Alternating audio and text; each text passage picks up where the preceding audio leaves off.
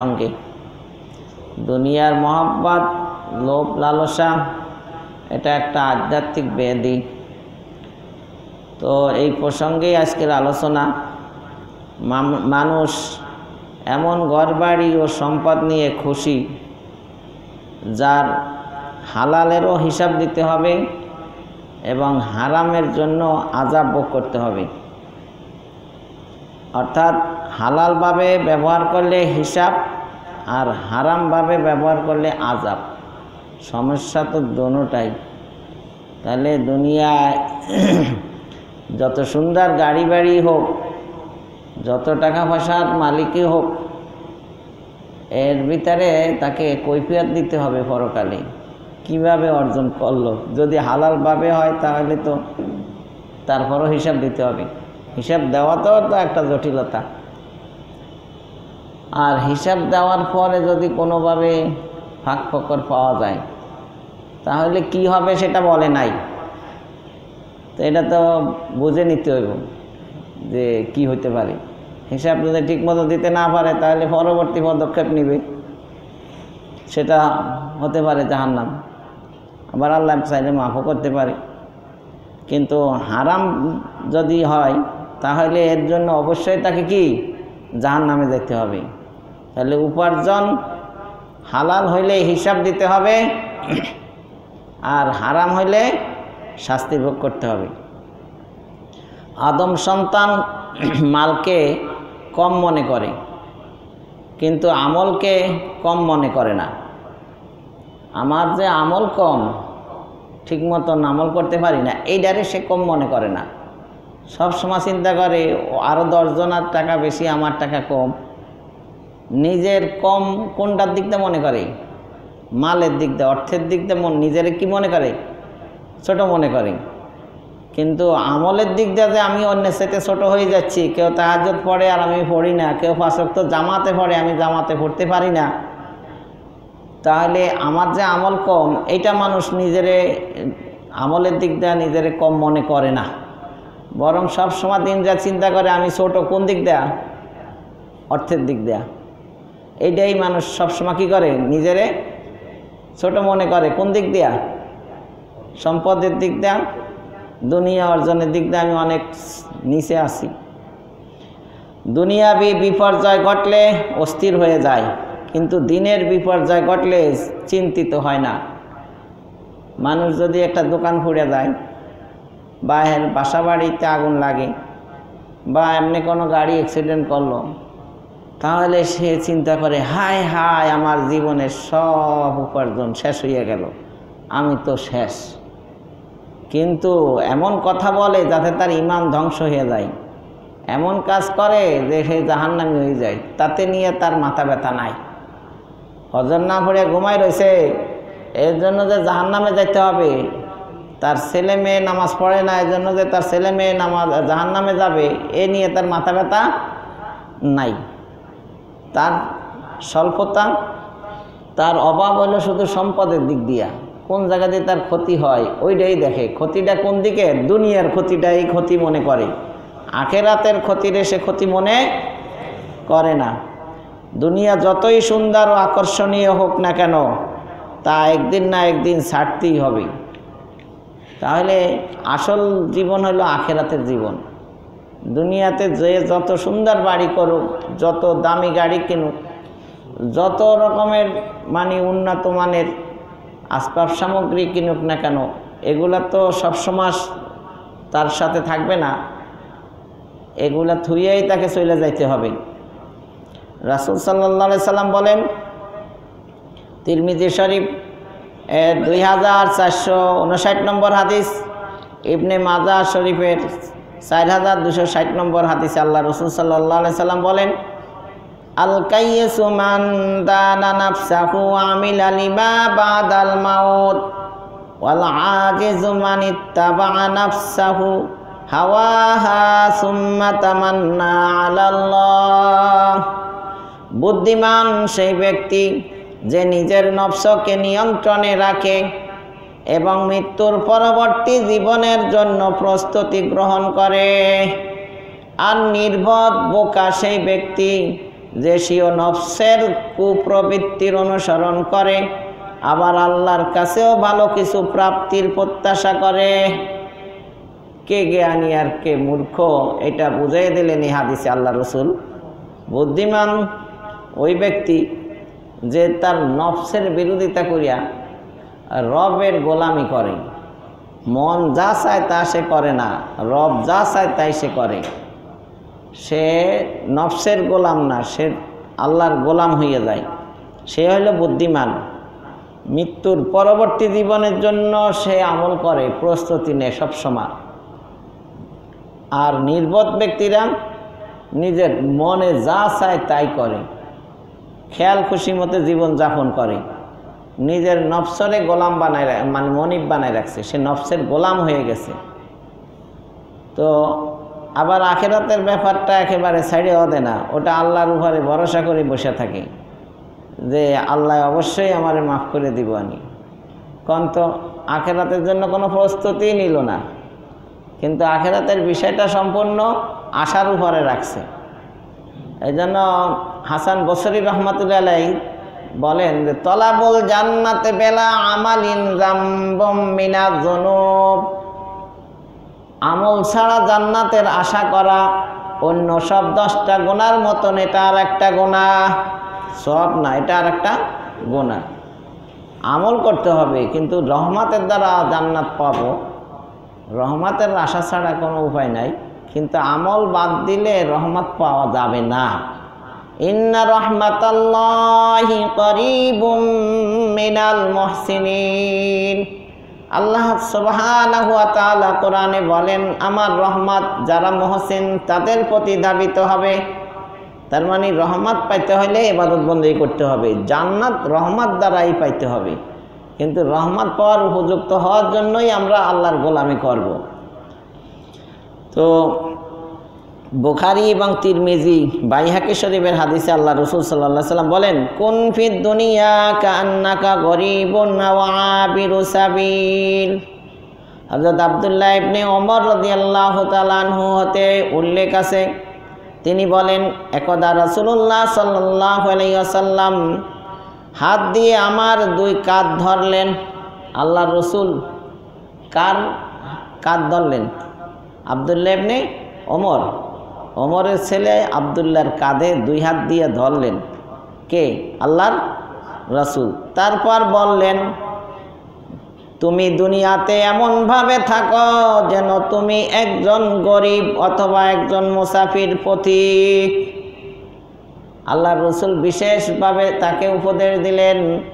আব্দুল্লাহ 2 হাত দিয়ে তার 2 কাঁধ ধরে বললেন তুমি দুনিয়াতে এমনভাবে থাকো যেমন একজন গরিব মানুষ, একজন গরিব মানুষ অথবা একজন মুসাফির, প্রবাসী বা পথিক, রাস্তা অতিক্রম করতেছে। এই মুহূর্তে কেউ গাড়ি বাড়ির কথা চিন্তা করে না, খালি রাস্তাটা পার হইলেই তো শেষ। তো আমাদের জীবনটা এইভাবে হওয়ার মানে উচিত। এই কথাটা বুখারী শরীফে 6416 নম্বর হাদিসে আসছে, তিরমিজি শরীফে 2333 নম্বর হাদিসে আসছে, জামে সগীরে 4579 নম্বর হাদিসে আসছে, তারগিব 3341, বাইহাকি শরীফে 6512 নম্বর হাদিস, শুআবুল ঈমান 9764 নম্বর হাদিসে আসছে এই কথাটা, যে দুনিয়াতে আমরা থাকবো কিভাবে? একজন গরিব মানুষের মতন অথবা একজন মুসাফিরের মতন। সাহাবায়ে কেরামের টাকা পয়সা আসতো, তারা দান খয়রাত করিয়া গরিবের মতোই থাকতো। তো দুনিয়ার জীবন শুধু ধোঁকা, এই জীবনটা কি ধোঁকা। তো আল্লাহ তাআলা সূরা আল ইমরান 3 নম্বর সূরার 185 নম্বর আয়াতে বলেন কুল্লু নাফসিন যায়িকাতুল মাউতি ওয়া ইন্নামা তুওয়াফাউনা উজুরাকুম ইয়াওমাল কিয়ামাহ ফামান যুহজিহা আনিন নারি ওয়া উদখিলাল জান্নাতা ফাকাদ ফাজ ওয়া মাল হায়াতুদ দুনিয়া ইল্লা মাতাউল গুরুর প্রতিটি প্রাণীকেই মৃত্যুর স্বাদ গ্রহণ করতে হবে এবং কিয়ামতের দিন তাদের প্রতিদান পরিপূর্ণভাবে দেয়া হবে। সুতরাং যাকে জাহান্নাম থেকে নাজাত দেয়া হবে এবং জান্নাতে প্রবেশ করানো হবে সেই হবে সফল কাম। আর দুনিয়ার জীবন শুধু ধোঁকার সামগ্রী। এই আয়াতে আল্লাহ তাআলা বললেন যে একদিন না একদিন মরতে হবে, প্রতিটা প্রাণী মৃত্যুর স্বাদ গ্রহণ করতে হবে। এর দুইটা মিনিং।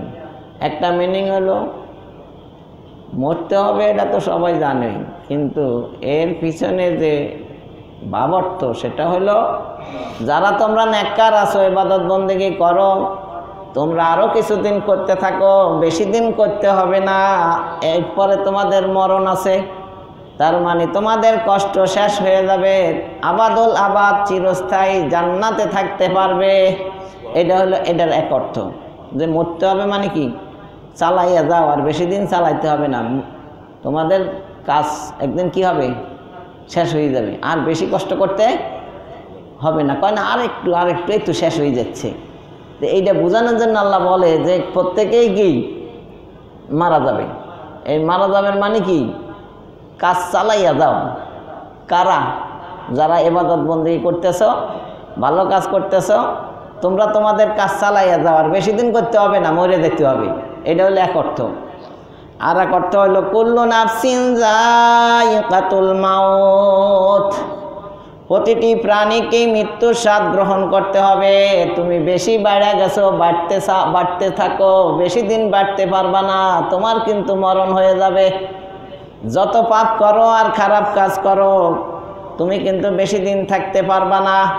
যত অত্যাচার করো আর যত স্বৈরাচারী করো, যত জুলুম করো, নির্যাতন করো, যত অন্যায়ের কাজ করো, বেশি দিন করতে পারবে না, কারণ তোমার একদিন কি হবে, মরণ হবে। অতীতে যারা আসছিল রাজা বাদশাহ, কেউ থাকতে পারে নাই, তুমিও থাকতে কি পারবে না। তাহলে এটা আর একটা, অর্থাৎ এই কুল্লু নাফসিন যায়িকাতুল মাউত যদি কেউ স্মরণ রাখে, তাহলে খারাপ লোকের জন্য ওয়াজ হয়ে যায়, ভালো লোকের জন্য কি হয়, ওয়াজ হয়।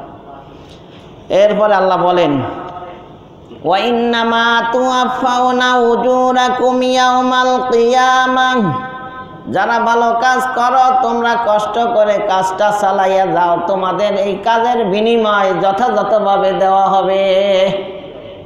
জাযাআম বিমা কানু ইয়ামালুন, যেমন কর্ম তেমন ফল, ভালো করলে ভালো ফল পাবে তোমরা।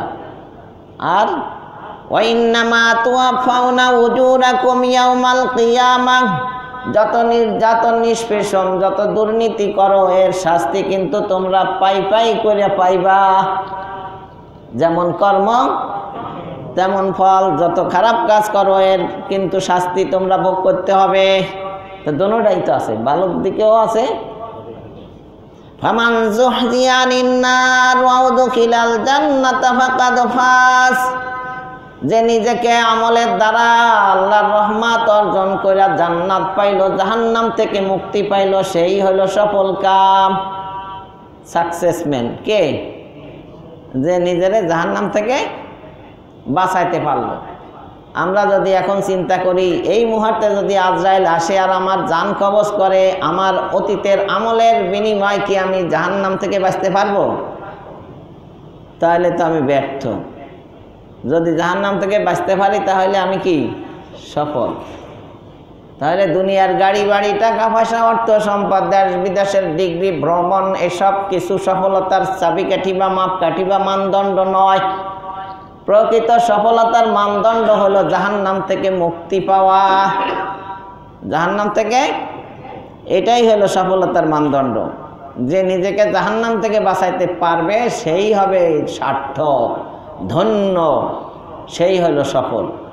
তাহলে আমাদের সবসময় টার্গেট থাকতে হবে, এমন কথা বলা যাবে না, এমন কিছু দেখা যাবে না, এমন কিছু শোনা যাবে না, এমন কিছু করা যাবে না, এমন কিছু ভাবা যাবে না, এমন কাজ মানে কখনো পরামর্শ দেওয়া যাবে না যে কাজের দ্বারা, যে কথার দ্বারা, যে চিন্তার দ্বারা আমাকে জাহান্নামে যাইতে হয়। তাহলে সবসময় নিজেকে সেভ করতে হবে জাহান্নাম থেকে। সর্বদিক দিয়ে সচেতনতা অবলম্বন করে চলতে হবে, যাতে কোনো রকমভাবে আমার কোনো কাজের দ্বারা, আমার চিন্তার দ্বারা, আমার চাহনির দ্বারা, আমার শ্রমণ দ্বারা, আমার মানে কোনো ইশারা ইঙ্গিতে যেন আমি কি কোনো অপরাধী না হই। ওয়াউদখিলাল জান্নাতা ফাকাদ ফাস, আর নিজের জান্নাতে প্রবেশ করাইতে হবে। জান্নাতে প্রবেশ করাইলো নিজের আমলের দ্বারা, আল্লাহর রহমত অর্জন করিয়া, সেই হলো সফল। তাহলে কাজ দুইটা, জাহান্নাম থেকে সেভ করা, বাঁচানো, আর জান্নাতের উপযুক্ত করিয়া নিজের গড়ে তোলা। এজন্য আমাদের হুজুরে ছাত্রকালে বলতো, তুমি হাঁটো চলো, চিন্তা করছো তুমি কি জান্নাতের ফুল না জাহান্নামের কয়লা? বিষয়টা এমন, এই মুহূর্তে মারা গেলে তুমি যদি জান্নাতে না যাইতে পারো, তাহলে তো জাহান্নামে গেলে তো পুরা কয়লা হয়ে যাবে। তো তুমি তো একটা চলন্ত কয়লা, জাহান্নামের কয়লা। আর যদি তুমি জাহান্নাম থেকে নিজেরে বাঁচাইয়া জান্নাতে যাইতে পারো, তাহলে তুমি জান্নাতের একটা ফুল, জান্নাতের বাগানের কি ফুল। তাহলে আমরা নিজেরে নিজে নিয়ে ভাবতে পারি যে আমি কি। অনেকে আছে না, ওই বেটা তুই আমার চেনস, আমি কে? তো হুজুরও ওইটা বুঝাইতে চায়, তুমি কে তোমার একটু চেনো, তুমি কি জাহান্নামের কয়লা নাকি জান্নাতের ফুল? কথাটা সবসময় মাথায় রাখতে হবে। কিন্তু এই খালি এই জুমার উঠতে আর এই নামাজ পড়তে আছেন এই সময় না, সারা জীবন, বাকি জীবন মনে রাখতে হবে যে আমি কি, আমি কি জান্নাতের ফুল নাকি জাহান্নামের কয়লা? বোঝেন নাই? মারা যাওয়ার পরে যদি জাহান্নামে যাইতেই হয়, তো জাহান্নামে গেলে তো পুরা কি হয়ে যাইতে হবে?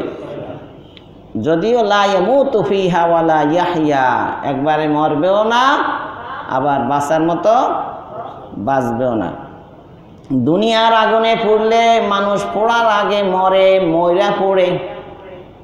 দুনিয়ার আগুনে জীবিত অবস্থায় পড়ে না, আগুনের তাপ লাগলেই আর অক্সিজেন শূন্য হয়ে যায়, মরে যায়, পরে মরার পরে পড়ে।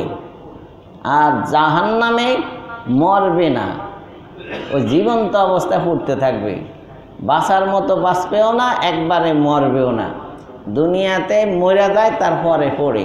আর জাহান্নামে কি পড়বে আর কষ্ট পাইতে থাকবে, মরবে না। ওয়ামাল হায়াতুদ দুনিয়া ইল্লা মাতাউল গুরুর, আর দুনিয়ার জীবন শুধু ধোঁকার সামগ্রী। দুনিয়ার সব কিছুই কি একটা প্রতারণা, ধোঁকা। তো আল্লাহ তাআলা বলেন যে ওয়াইন্নামা তুওয়াফাউনা উজুরাকুম ইয়াউমাল কিয়ামাহ, দুনিয়াতে ভালো মন্দ যে যে রূপ কাজ করেছে তাকে তারই প্রতিদান দেওয়া হবে। গন্ধম গন্ধম বাজো এদের জসে জো আজমকাফাতে আমল গাফেল মশো। ফার্সি কবি বলেন, গন্ধম লাগাইলে মানে জব লাগাইলে জবই হয়, জব লাগাইলে কি হয়? গম লাগাইলে গমই হয়। ধানের চাষ করলে কি হয়? ধানই হয়। তাহলে ধানের চাষ করলে গম হয় না, গমের চাষ করলে জব হয় না, জবের চাষ করলে ধান হয় না। যেটা যে চাষ করে ওইটার থেকে কি ওইটারই ফসল পায়। ঠিক দুনিয়াতে যারা ভালো কাজ করবে তার ফসল জান্নাত, খারাপ কাজ করলে তার ফসল কি? জাহান্নাম। গন্ধ বাজে গন্ধম বাজো এদের যাও সে জো আজম কাফাতে আমল গাফেল মশ। কাজের প্রতিফল থেকে তুমি গাফেল হইও না, তোমার কর্মের ফলাফল রেজাল্ট পাইবা। দুনিয়ার লোভ করলে পরকালে কিছুই পাবে না। যারা দুনিয়ার লোভ করে তারা পরকালে কি কিছুই পাবে না। সূরা শূরা 20 নম্বর আয়াতে আল্লাহ বলেন, মান কানা ইউরিদু হারসাল আখিরাতি নাজিদ লাহু ফি হারসিহি ওয়া মান কানা ইউরিদু হারসাদ দুনিয়া নুতিহি মিনহা ওয়া মা লাহু ফিল আখিরাতি মিন নাসিব।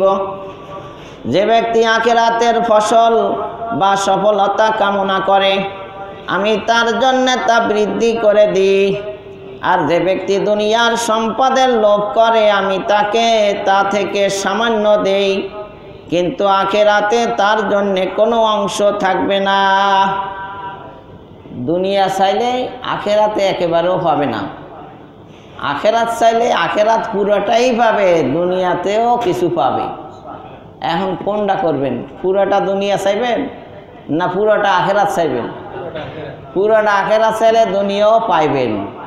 আর যারা শুধু দুনিয়াটাই চায় ওরা দুনিয়ার সব পাবে না, কিছু পাবে, আর আখেরাতে মোটেও পাবে না।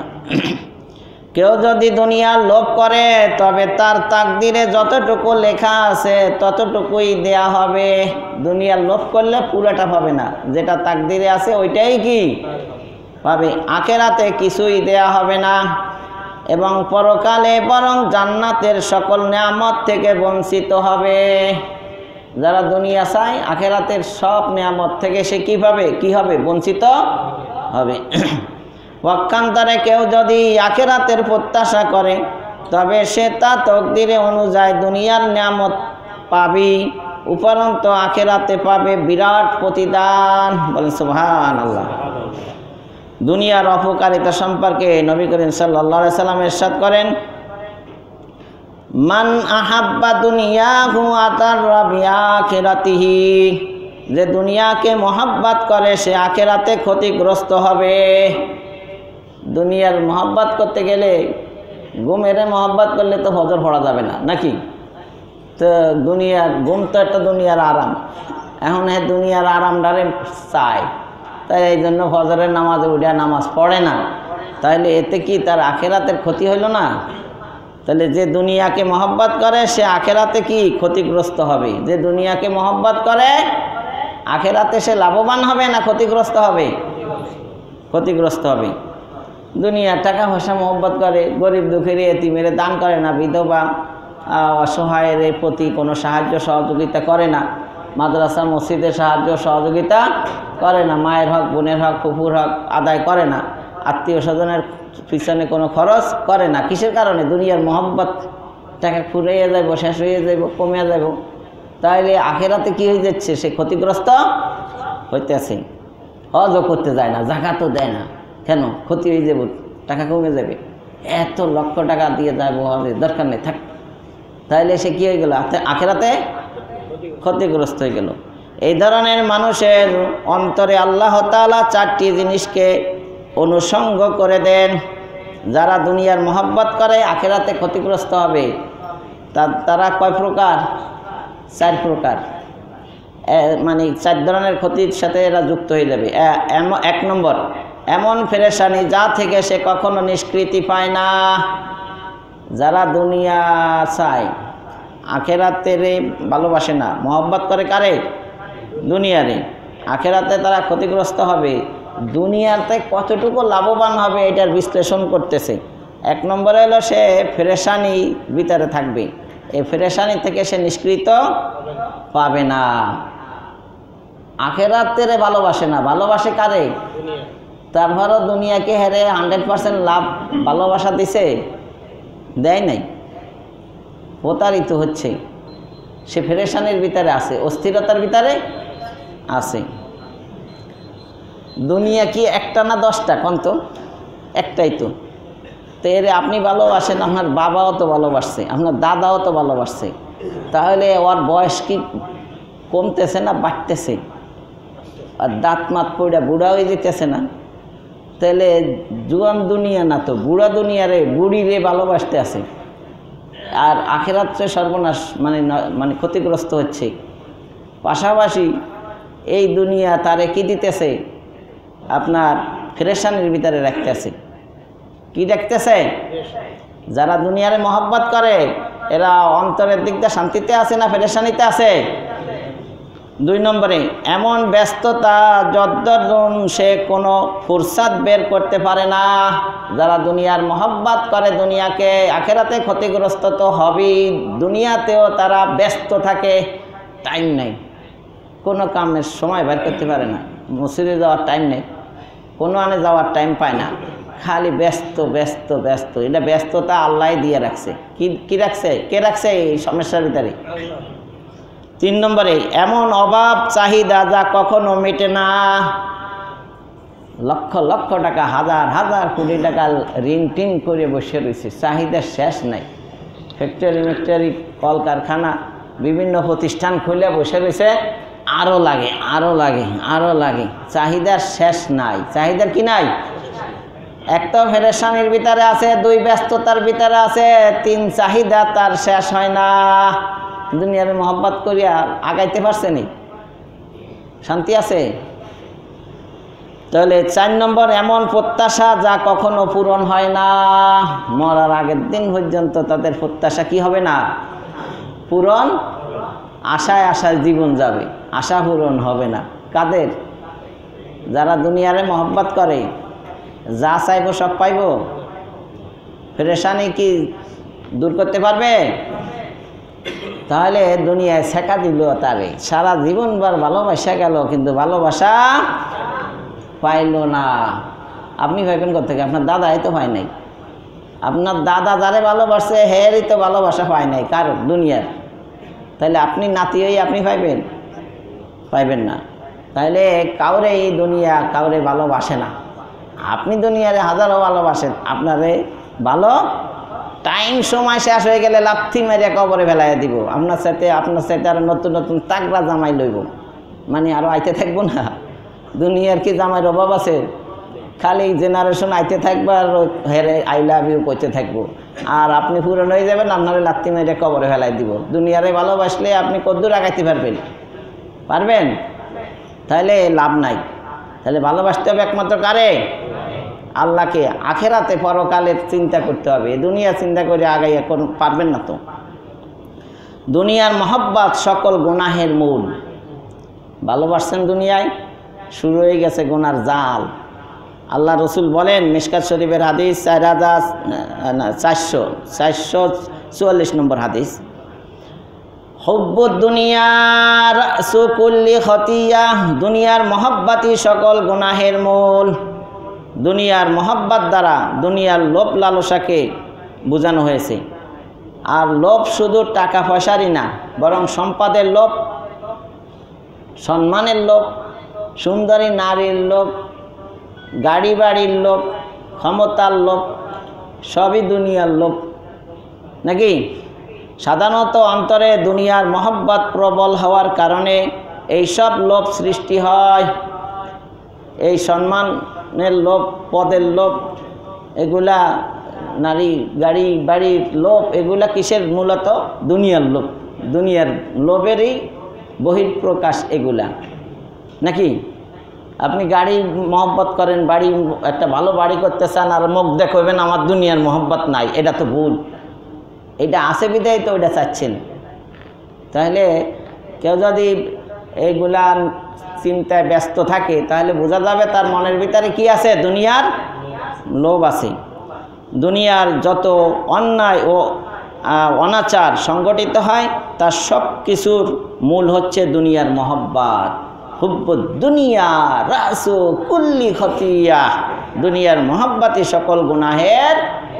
যত দুর্নীতি, যত রকমের প্রতারণা, ধোঁকা, যত রকমের ছলছুতরি, নয় ছয় করে, ঠকায়, এগুলার মূল উদ্দেশ্য কি?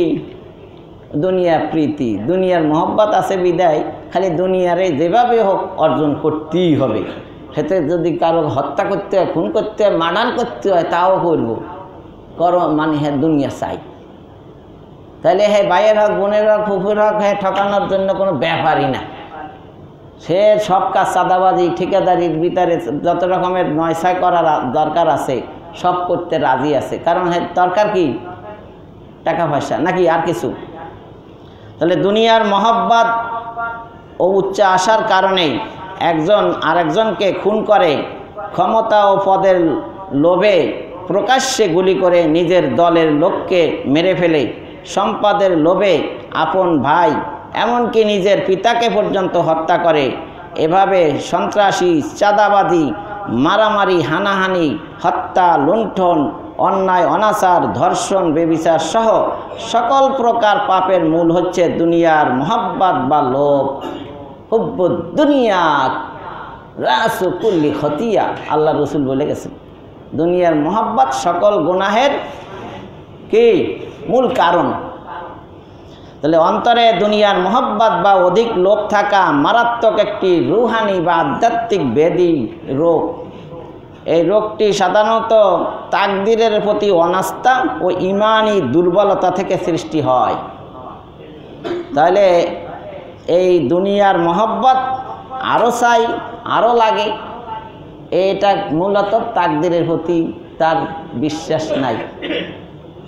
ঈমান যদি মজবুত থাকতো আর তাকদীরের প্রতি যদি আস্থা থাকতো তাহলে তো এত চাই পাই পাই করার দরকার ছিল না, বরং আল্লাহর ইবাদত বন্দেগী করতে থাকবে, যা তাকদীরে আছে তা আসতেই থাকবে। যা তাকদীরে আছে তা কি? মানুষ সৃষ্টির 50,000 বছর আগে আল্লাহ তাকদীর নির্ধারণ করে ফেলছেন। বলেন সুবহানাল্লাহ। আল্লাহ সর্বপ্রথম কলম সৃষ্টি করেন, তারপর কলমকে অর্ডার দেন লেখো। কলম প্রশ্ন করে আল্লাহ কি লিখবো? আল্লাহ বলে যা ঘটবে তাই লেখো। মানুষ সৃষ্টির 50,000 বছর আগেই লিখে ফেলছে কে কি খাবে, কতদিন বাঁচবে, কার উচ্চতা কত দূর হবে, তার হায়াত কি পরিমাণ হবে, সব কি লেখা হয়ে গেছে। জাফাল কলম বিমা হুয়া কায়েন, কলমের কালি শুকাইয়া গেছে, আর দ্বিতীয়বার লেখার প্রশ্নই আসে না, কালি তো নাই, লিখব কি দিয়া?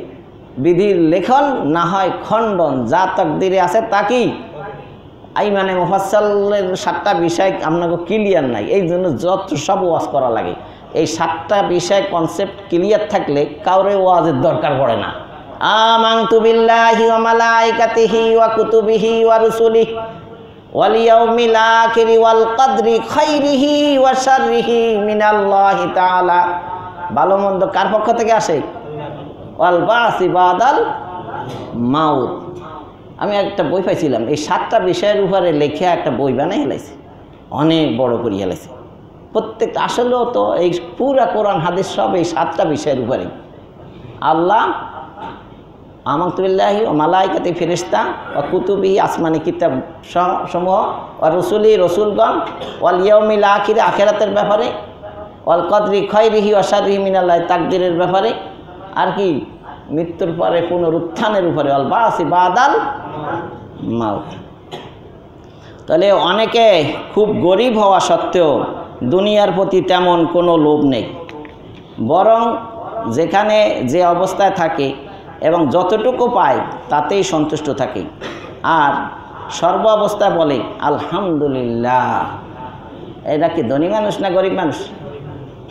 মানে অনেক খুব মানে অনেকে আছে আর কি গরিব, অনেক গরিব, তারপরেও কিন্তু সে দুনিয়ার প্রতি তেমন কোনো লোভ নাই। যখন যে অবস্থায় যতটুকু পায়, যে অবস্থায় আল্লাহ রাখে, সন্তুষ্ট করিয়া কেউ জিজ্ঞাসা করলে কেমন আছে, বলে কি আলহামদুলিল্লাহ। আল্লাহ রসুল ফি কুল্লি হিন, আল্লাহ রসুল সবসময় আলহামদুলিল্লাহর শিক্ষাই দিতেন। সবসময় কি বলতে হবে? আল্লাহ যে অবস্থা রাখে এই অবস্থায় কি আলহামদুলিল্লাহ। শেখ সাদি পারস্য কবি, তিনি 25 বছর লেখাপড়া করছে, আর 25 বছর পায়ে হাইটে হাইটে দেশ বিদেশ ভ্রমণ করছে, আর 25 বছর বই পুস্তক লাগছে, আর 25 বছর বসে আল্লাহর ইবাদত বন্দেগী করছে। মোট বয়স পাইছে কত? 100।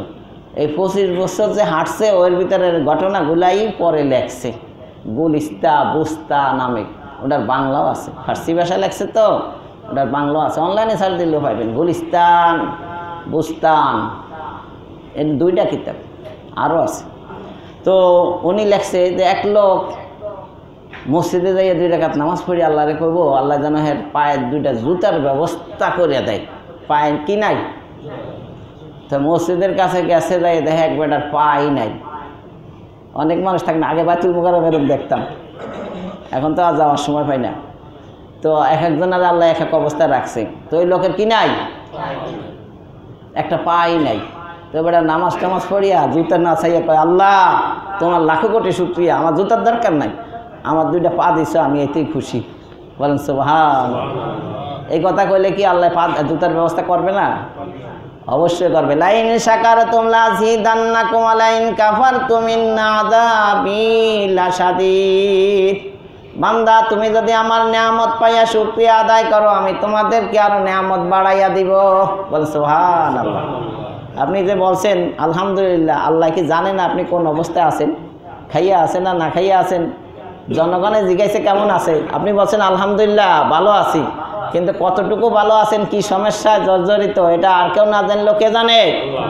তো আল্লাহ তো কইব বান্দা তো অখুশি না আমার উপরে, স্যাটিসফাই, আমার তাকদিরের উপরে, আমার বন্টনের উপরে, আমার ভাগ্যের লিখনের উপরে সে কি আছে? সন্তুষ্ট আছে। তাহলে আল্লাহ পাকের মেহেরবানিতে আমি খুব ভালো আছি, এই কথাটা বলা খুবই গুরুত্বপূর্ণ। এবং বেশি বেশি পরকালের প্রস্তুতি নিতে থাকে যারা গরিব মানুষ, এরা দুনিয়া তো পায় নাই, এতে এ নিয়ে তারা মাথা ব্যথা না। আসল ব্যথা হলো যে আমি যাতে পরকাল না হারাই, কোনো মতে যেন আমি পরকালের নিয়ামত থেকে বঞ্চিত না হয়। তো আজকে জানি কে কইল গরিব মানুষ পরকালে রাজত্ব করব। এখন বড় লোকেরা করতে আছে দুনিয়ায়, তখন কারা করব? গরিবেরা মাতবাড়ি সাতবাড়ি করব, সব কিছু তারাই আগাইয়া থাকবে। সূরা ওয়াকিয়ার ভিতর আছে খাফিদাতুর রাফিআ, আছে না?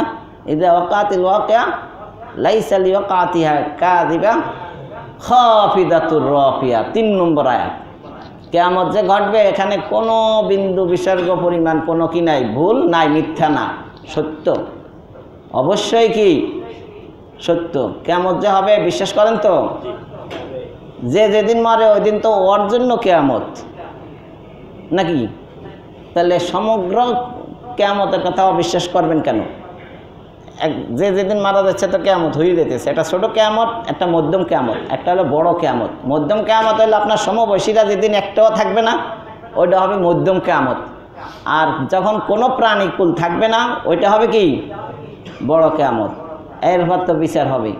তো যারা দুনিয়াতে গরিব ছিল, নিচু অবস্থায় ছিল, অভাবী ছিল, হকারি করছে, কলা বেচছে, রিক্সা চালাইছে, দিন মজুর, কুলি, শ্রমিক, লেবার, এরা নামাজ ছাড়ে নাই। যারা সব লেবার না, যারা হুশ ঠিক আছে, দুনিয়ায় কষ্ট করছি, খাইয়া না খাইয়া চলছি, কিন্তু ইবাদতের ভিতরে কোনো কমতি করে নাই, রমজানের রোজাও রাখছে। সব তাদের তো ফরজ কয়টা? আর এই ইসলামের ভিত্তি কয়টা? 5টা না? কিন্তু গরিব মানুষের জন্য কি 5টা নেই? যাকাত তো নাই, হজও নাই, তাহলে ওর ইসলামের বেনা কয়টা কমে গেল? 2টাই তো বাদ। আর ইসলামের ভিত্তি কয়টা? ঈমান, নামাজ, রোজা, এগুলা করিয়া ইবাদত বন্দেগী ঠিক রাখিয়া দুনিয়ার কাজ কাম করছে, এখন ওখানে যাইয়া সে উপরে উঠে গেছে। আর যারা দুনিয়াতে থাকা এই টাকার লোভে মুয়াজ্জিনের আজান কানের ভিতরে ঢোকে নাই, নামাজ পড়তে আসে নাই, খালি ব্যবসা বাণিজ্যের লইয়ে ব্যস্ত, পরকালে তারা কি উপরে থাকবো না নিচে যাব? তাহলে খাফিদাতুর রাফিআ, যারা দুনিয়াতে এখন নিচু অবস্থায় আছে তারা তখন উপরে উঠবে। আর যারা এখন উপরে আছে তারা কোন দিকে যাবে? নিচের দিকে যাবে। তাহলে যারা আল্লাহর কথা মানে না, পরকাল মানে না, যারা কোরআন হাদিস জানে না এবং আমল করে না, এরা যাবে নিচের দিকে। কত দূর নিচে? জাহান্নামে ঢুকবে। আর এরা উপরে যাবে কত দূর? ইনদা সিদরাতিল মাওয়া, জান্নাতুল মাওয়া, সিদরাতুল মুনতাহা, 7 আসমানের উপরে তারা জান্নাতে চলে যাবে, উপরের দিকে। খাফিদাতুর রাফিআ, যারা এখন উপরে আছে তারা নিচে যাবে, যারা নিচে আছে তারা উপরে। এটা এই এক ব্যাখ্যায় কিন্তু শেষ না। আবার আমি যখন তাফসীর করতে যাই তখন মাথার ভিতরে আরেকটা খোঁচা মারে, সেটা হলো যে যেটা আছে ওইটাও বলে দেয়, নাহলে তো আর ভুল বুঝবো। তাফসীর তো একটা না, এটা হলো উলট পুলট।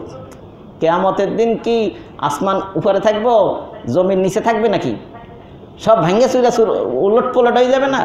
যে খাফিদাতুর রাফিআর আর এক অর্থ হলো কি? উলট পুলট হয়ে যাবে।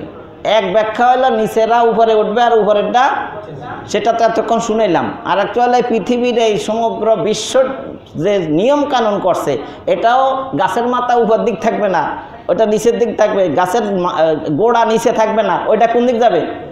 তার মানে সব উলট পালট হয়ে যাবে। ওটাও একটা ব্যাখ্যা। আবার অনেকে পাহাড় পরিমাণ সম্পদের মালিক হওয়া সত্ত্বেও দুনিয়ার প্রতি প্রচুর লোভ, গাড়ি বাড়ি নারী, কোনো কিছুর অভাব নেই, তারপরেও যেন মন ভরে না, রাতে ঘুম নেই, দিনে বিশ্রাম নেই, শুধু ফিকির একটাই, টাকা আর টাকা। যেখানে পায় যে অবস্থায় পায় তাই গ্রহণ করে, হালাল নাকি হারাম তার কোনো তোয়াক্কা করে না। আসেনি এরকম মানুষ? আগে তো বুঝেছি যারা অভাবী কিন্তু ইবাদত বন্দেগী ঠিকই করে, আল্লাহ যে অবস্থা রাখে শুকরিয়া আদায় করে। কেউ জিজ্ঞাসা করলে কেমন আছো, বলে আলহামদুলিল্লাহ।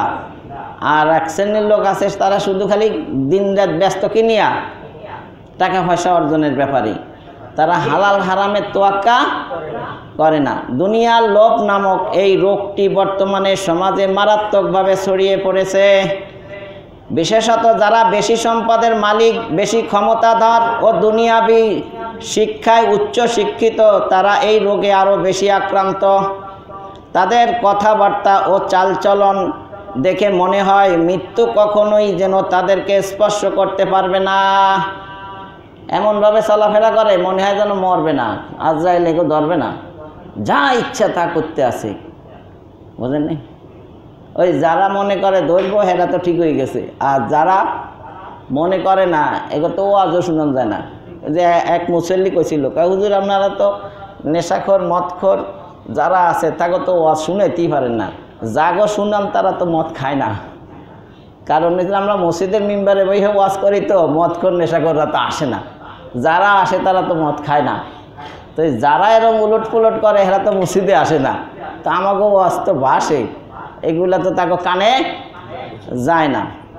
তাহলে বোঝা গেল যে যারা এরকম দুনিয়া দুনিয়া করে কিন্তু মনে করে যে মৃত্যু তাদের কখনো স্পর্শ করবে না, কিন্তু মনে রাখতে হবে যে দুনিয়ার ঘর বাড়ি ও টাকা পয়সা কিছুই আমার নয়, বরং চক্ষু বন্ধ হওয়ার সাথে সাথেই সব কিছু ছেড়ে একেবারে খালি হাতেই দুনিয়া থেকে বিদায় নিতে হবে। এই জন্য দেখবেন ওই যে ফেসবুকের মাধ্যমে লেখে, কত টাকা করছো কামাই, কাফনের তো পারলেন না, পকেট নাই। কত টাকা করছো কামাই, কাফনের তো, কাফন দিয়ে তো জামা বানাইবো, ইজা চাদর, ওই যে আপনার লেফাফা বা ওই যে এটা আপনার যেটা করতাম মানে করতাম মানি তো জামা, তাহলে কাফনের মানে মানুষ মরার পরে যে জামাটা বানায় ওই জামার পকেট থাকে। সেই জন্য কত টাকা করছো কামাই, কাফনের তো কি নাই, তাহলে টাকা তো নেওয়া যাবে না।